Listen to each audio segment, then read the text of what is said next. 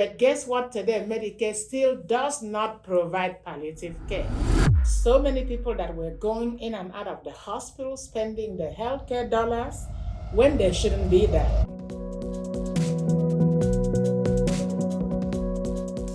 Welcome to our show at the Heart of Healthcare, on the go, 20 years in the making. Our show is unafraid to discuss current clinical issues that have to deal with home health. Anything that you really are interested in, we want to talk about it. Today we're here to talk about 20 years in the making with our CEO, Joy Ekpo. And I'm so excited to talk about this wonderful topic, palliative care. How in the heck did you ever come up with it way before it was even a thing? Thank you so much, Tony. It's my pleasure to be here again to address what Destiny Home Health, Destiny Hospice, and Destiny Palliative Care is doing. Today, we're going to talk about palliative care. And palliative care is the component of care that deal with serious illness, terminal illness, and chronic illnesses affecting any age. And the goal, quality of life, comfort, in the comfort of wherever the patient lives. So, you're talking about when did we get this started? In 2020, not 2024, 2014. 2014. 2014, Wow. yes. Medicare had an idea about palliative care. But guess what today? Medicare still does not provide palliative care. It's still working on it, but Destiny grabbed it and ran with it. In 2015, we partnered with the local healthcare in the area health plan, NAM. And we took it, we ran, and boy, the outcome was so impressive. That's wonderful because NAM, who now is Optum. Wow. Yes. So you really started with one of the big boys to start out with, and that really helped the company to be getting on the map and really working through something that had not and still has not been actually approved by Medicare. So once you got that contract now with Optum, which you're still doing, then that allowed you then to an entry into some other health plans to be able to work with them. Is that pretty much how it worked? That's how it works. So what NAM did was they looked at their population. So many people that were going in and out of the hospital spending the healthcare dollars when they shouldn't be there. So they selected this population, and then we took them with the outcome goal that these people, we will cut their unnecessary hospitalization, unnecessary, unneeded healthcare utilization by 50%. So there you go. The partnership started toward getting patient to be better, symptom control and good outcome. Wow, 50%. And that really is huge when you think about it. So many patients and families have to go in and out of the hospital because sometimes home health just isn't able to manage those symptoms that are happening in an individual that really needs palliative care. So after you got that started then, and you were able to really focus in on keeping those readmissions down, were you able to look at different kinds of diagnoses? Did you work with different kinds in the beginning? Or what were the kinds of illnesses that you really saw when you first started? This was a study, a pilot, I would say, program. So we got approximately 100 patients, and we focused on the diagnosis of COPD, which is chronic obstructive pulmonary disease, lung disease. We focus on heart disease, heart failure. We focus on cancer, kidney disease, people on dialysis, Alzheimer's. Those chronic disease that is not going to go away. It's always going to be there for the life of the patient. So our goal was to contact this family, do the initial assessment, get our clinician involved, social worker, nurses, spiritual counselors, and providers. Then they get to know who we are, and the slogan was, call us first before you go to emergency room. Boy, that was the magic. Yes, I bet. And to be able to call us first and really have a nurse or someone triage it, go out there in the middle of the night. That had to be the real difference for these families and patients. Absolutely. Most home care organizations, they close at 5. But what happened at 6 p.m.? What happened at 6 in the morning, Saturday, Sunday, holidays? So we were able to get a team in place that was 24/7. So if this family or the patient call us, we were there for them and able to cater to their needs right on the phone or send somebody out in person. That's amazing. Give us an example. Let's use cancer. So many individuals that have cancer and they're seeking so much aggressive treatment and that kind of a thing. Give us an example what we might do in a palliative program with like a cancer patient, maybe like pancreatic cancer. Unfortunately, cancer is there. It touches the child, adult, and seniors.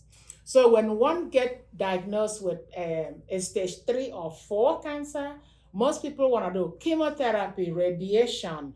They want to manage the pain, nausea, vomiting, and the symptoms that come with cancer.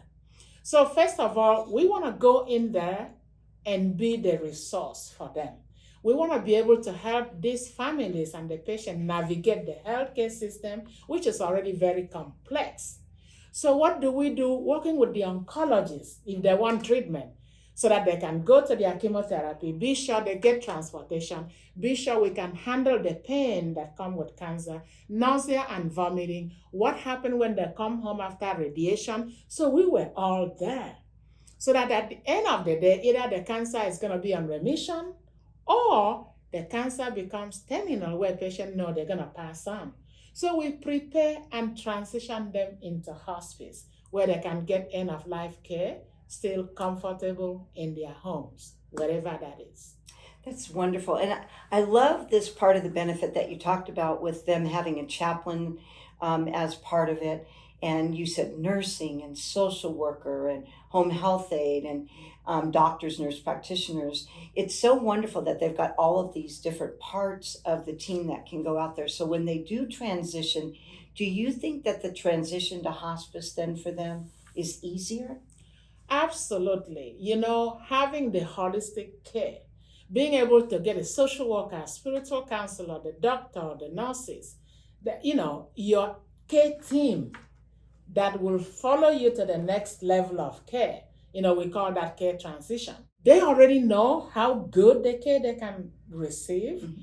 and that this team is available for them 24/7 to manage their care rather than end up in emergency room so that you can get the nausea and vomiting control. So it is such a seamless transition with peace of mind, going with the team they already know. I love to hear this, and I think that families out here probably don't know enough about it. And it's one of the things that makes me so proud to be able to sit here at this podcast and to share this information exactly about what is unique, what's different about this program. Do you think it's we have very much longer where Medicare will come alongside it then and pick it up? Or what are your thoughts on that, since you were so ahead and your vision was so much further ahead than where Medicare was at? There are really big players that believe in palliative care.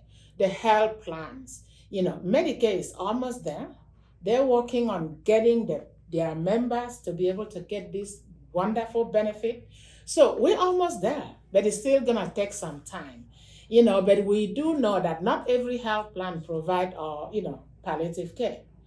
But, there is hope at the end of the tunnel because it is safe for patients, it cut the costs, it provide quality of life, and who wouldn't want to go for that?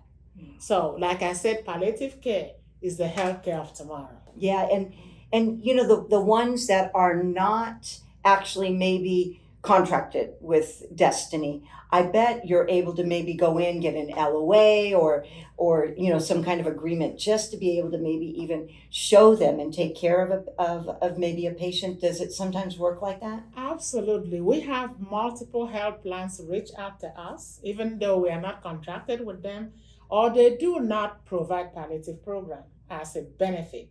But we've been able to do level of agreement whereby we get individual patient that is really suffering from pain, nausea, vomiting, the symptoms, the agony, the pain that come with end of life. And they are not ready for hospice yet. So we are able to do LOA, get this patient under our care, and provide the main basic comfort care that they need. I bet. Now, you mentioned doctors that you have doctors that are on staff and they go out and they see the patients, those kinds of things. Yes. I bet that really is comforting to the families to be able to have that opportunity. How often do they go out? Is there a certain number or are they able to kind of just wing it? How does that work? We have doctors, nurse practitioners, we call them providers, that qualify or really have experience in end of life care, symptom management, and palliative care.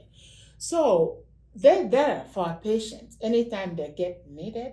Some of them get seen at the beginning of the care, some of them get seen in the middle of the care or towards the end of the transition of care from palliative to hospice. So those providers are wonderful to be the reassuring voices for the patient, even when they have their primary care physicians. Absolutely. And then is there some way that we help their primary care physicians to know what it is that we're doing or their oncologists, just to help folks out there to kind of get an idea? Do they have to follow up and tell them, or would that be something that is done through the program? There is seamless care coordination.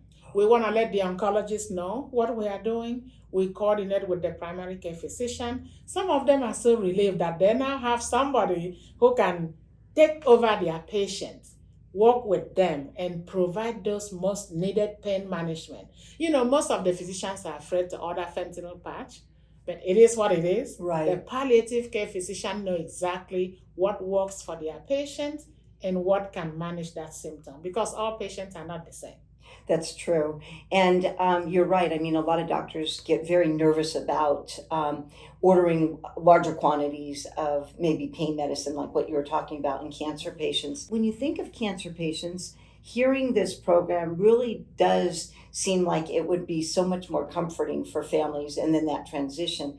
You mentioned like respiratory kinds of patients with like COPD, and you were so great to talk about that a little bit. What other kinds of diagnoses? You mentioned the renal, you mentioned cardiac, you mentioned those kind. What other kinds of patients might you see in a program like this? We do see patients that have cirrhosis of the liver. That's a condition that affects the liver due to either hepatitis or alcohol. So what happened, these people suffer a lot with ascites, where their tummy become bigger than a pregnant tummy.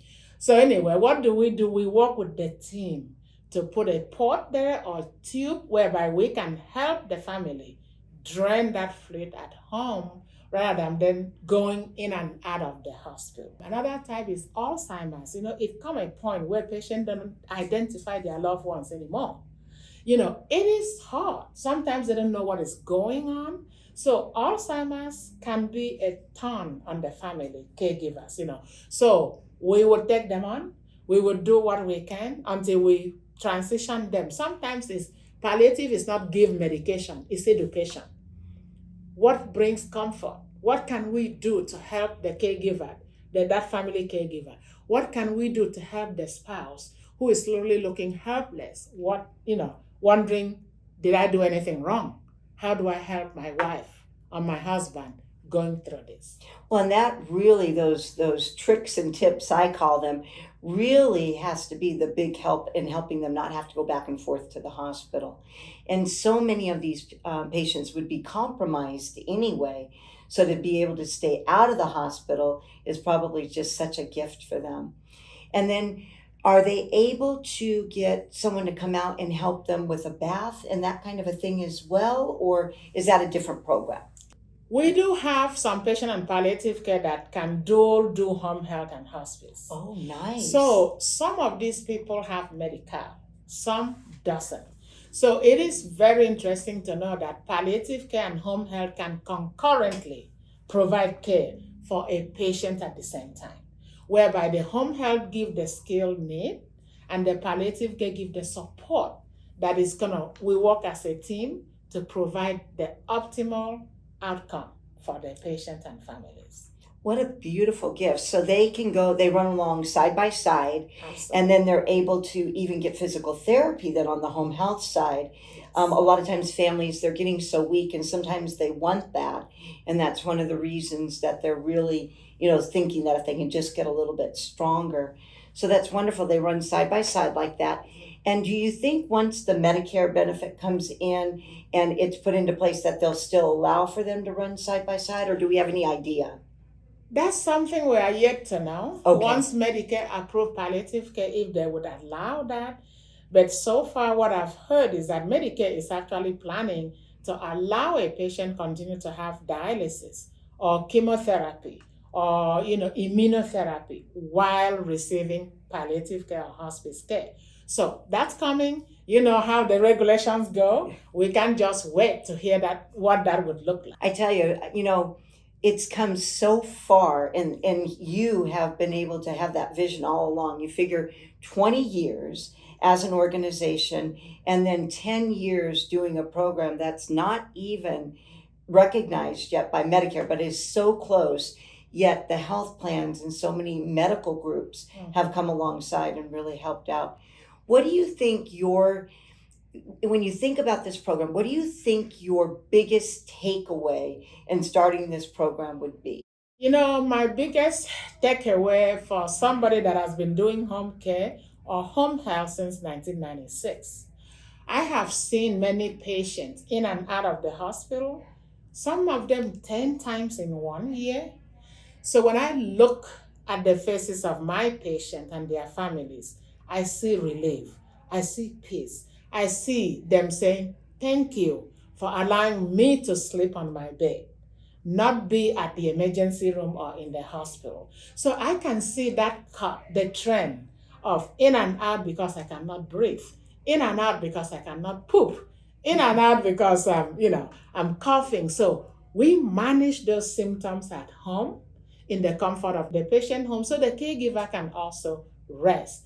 So I really believe that palliative care brings so much comfort and quality to the lives of the beneficiaries that it wouldn't be possible without that program. So I'm really thankful to Joint Commission that jumped right into this program since 2016. We've been Joint Commission certified. So they saw the vision, they believed in it, they jumped right into it. And I know other accreditation body is following suit, including Medicare. So with Joint Commission and the accreditation of you having that opportunity and them looking at you as an accreditation body, that really is huge in 2016. What do you think was the reason that they looked at you, and were you like maybe the first one that ever got that accreditation in palliative care?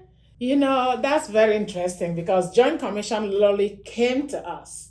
After we did this pilot program, remember I said we were going to see how we can cut down the hospitalization by 50%. But do you know what happened? 92% of hospitalization was eliminated with the program. So Joint Commission wanted to hear all about it. So they came in. That's when we decided to go with a hospice program so we can already have the team of social workers, spiritual counselors, skilled nurses in hospice, and hospice and palliative certified doctors and nurses to get the program and run. And we actually shared lesson learned with the Joint Commission right after we got the accreditation in 2016.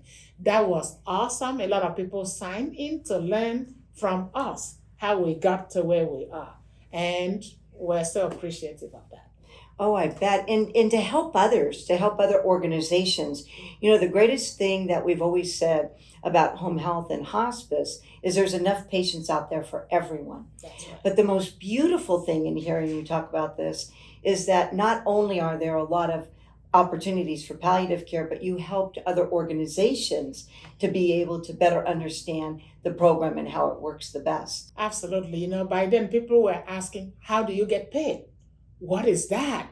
Who pays? Who that? Who this? So people were confused. So for them to come and hear our program, how we get these patients from where they are and work alongside them, coaching them, supporting them, educating them to the goal of getting better quality of life, no matter what is going on medically, spiritually, and emotionally. That was something a lot of providers, health plans, other home health agencies, and hospices were eager to hear how we did it. And we were one of the first hospice palliative affiliated organization to get that certification. I bet. And I bet you really helped them out so much in all of that. Now, doctors, I want to just back up a little bit. We talked about Medicare is not quite there yet, but what do you think about doctors, primary care doctors and doctors in the community that you serve? Are they on board, or is it hard for them to understand where they fit in or how the whole program fits? What are your thoughts on that? Because there is no unique regulation from either the Department of Health or Medicare yet on palliative program, everybody have their own little program. Whether it's a doctor run with 1 day visit a month or so. So most of the doctors were very hesitant, even till today, because they tell the families who would benefit from palliative program, you are not ready yet. So they confuse palliative program with hospice. Unfortunately, that affects some of the patient and families from getting the care because they trust their doctors. But we've gone a long way through education, community education, and explaining to the doctors that palliative care is not hospice. It is actually a unique care that is there to handhold and support the patient and their families. They're coming a long way. They're coming along. They're supporting because they see the outcome for their patients. And some of them are really embracing the palliative program right now. I like that, and I can see how they might be hesitant because there still are hospice organizations that say that they're palliative care, but they sometimes can be a bit confusing, where it's really more of a bait and switch. And I'm so thankful to hear that this is such a unique, individual, standalone program, and that doctors are better understanding how Destiny's program is by far its own unique program and different than just being put on hospice. That is so true. When people ask me, what do you mean palliative? Is that pre-hospice? You know what? It is pre-hospice in a sense, but most people that are on palliative program will never go to hospice care because they're not ready to give up that treatment that you get alongside comfort care. It's like a combination of home health and hospice. So most families would never go there, but people misunderstand, thinking, oh, they just need to come a little bit in 2 weeks, we put them on hospice. But that's not what it is. It is unique. We run approximately 150 to 170 census on our palliative program. And these people can be there for 6 months, up to 1 year, and they're happy, and their quality of lives, it's amazingly changed. That is really great. And so I heard you say the program, basically the palliative program is a year program? It runs more than a year, depending on the need of the patient. Some health plans are so happy to just keep those patients on palliative care rather than spend money in the emergency room, because then we become, going to the home, that frequent flyer, turnover, whereby we go to them rather than them going to the emergency rooms. So that's great. So they can stay on it for as long as they need it. Yes. Now, do you meet with the health plans regularly or talk to them? How do they find out about what's going on with their patients and the medical groups? There is a robust care coordination. We Zoom in, we have team meetings with the health plans and the stakeholders. So they're literally every week, every other week, monthly IDTs. We coordinate care very well because they need to be updated with what's going on with their member, who went back to the hospital, who went to hospice, how are they doing? So the health plan themselves are very involved. Wow. When you think about it, it's mind-boggling, but it's so wonderful. And the opportunity for patients and families to stay at home, not go 92, 93, 94%. I mean, that's really, really high to be able to stay home. Yeah. And I'm sure since 2016, it's even more perfected to where, families and patients are getting the opportunity to really see where you've taken this program and that kind of thing. Has much changed since then, would you say? A lot has changed because there is awareness now. Most health plans, most hospitals, most providers are aware Okay. that there is palliative care. So they're reaching out and they're giving education to their patients, to go ahead and get the care that is going to be most beneficial for them. And it is growing. A lot of people are doing pediatric palliative care. A lot of people do that transition, so they can get treatment, even the terminal illness before they get to hospice, the care transition. It is just awesome, to be able to have access to that type of program. Right. So if you were going to put it in kind of a nutshell, for our audience here, how they could ask their doctor for a program like this, or the words of what they could say, what would you say to them out there to be able to really get the right program, make sure they've got a true palliative program? What's the best way to word it? How can they get it? So if you have a family member living with serious condition, with advanced illness, living with terminal condition that you are not ready or they're not ready for hospice care yet, please ask the right questions. Will I be able to reach my palliative team 24/7? Is there somebody on call? How do I get my medications? If I call, what do I do? Who pays for it? The true palliative program would focus on what makes sense to manage your symptoms and to provide comfort. What's the quality of life like for you? I know quality of life don't happen in the hospital or in the emergency room. Quality of life happen at home with your loved ones surrounding you. So ask the right questions. Ask, is this hospice? Can I still get treatment? Don't let anybody tell you you can't get treatment anymore, because with palliative care, you should be able to still get treatment. It's coordination of care. So please, don't be afraid. Use this program. It is human touch. It is holistic. It is very helpful for the patient and their families. Well, thank you, Joyce, so much. And thank you for having the vision in 2016. These 20 years are just amazing to hear what Destiny has done, what you have done, and especially to be able to get the folks out there to be able to find out the right information. On our podcast, you're going to have a website. You're going to have opportunities to be able to reach out to us as well for any kinds of questions or concerns or anything that you would like. Remember, we're unashamed to talk about all of the issues that are out there, and we can help you on those kinds of things. Joy had the vision 20 years ago. And to be able to sit here with a woman that has that kind of vision is a true privilege for myself. So I'm hoping that all of you will see that opportunity for yourselves or families or friends and be able to just capture it, use it, and reach out to us if there's any questions. Thanks so much. I hope you enjoyed this episode. Joy, thank you so much. Is there anything else you'd like to add? Thank you, everyone. We will see you with our next episode. Cannot wait to share with you what Destiny has been doing for the last 20 years. And it is a privilege to work alongside you and to be able to serve the communities that we serve: San Bernardino, Riverside, and San Diego County. Thank you for watching. Stay tuned for episode 4.